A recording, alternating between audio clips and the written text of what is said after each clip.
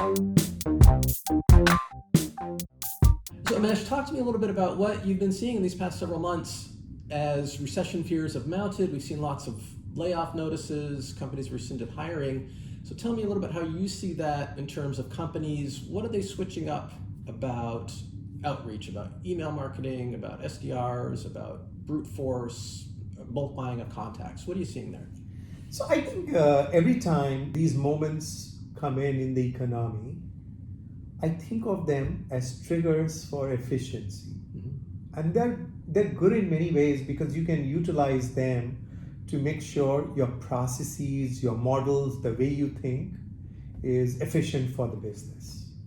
So now let's look at it from a demand gen perspective, what this whole economy state means.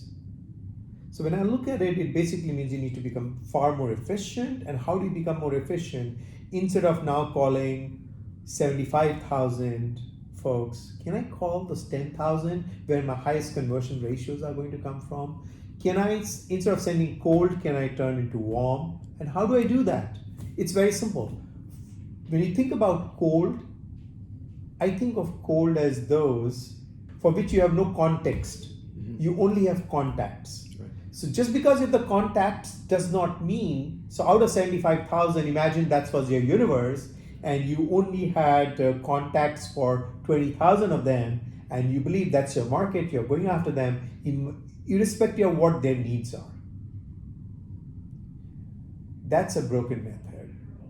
Now let's reimagine, what if you could get the context for that 75,000? If you get the context of why they need your product and services, you might uncover that, wait a minute, there are about, out of the 75,000, there are about 44,000 that have a need for your products and services.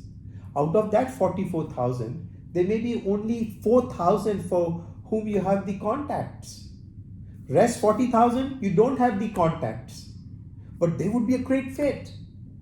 Now imagine what the conversion ratio would be when you figure out the context and you could arm your email communication, your phone communication, your advertising with the context that matters and target them.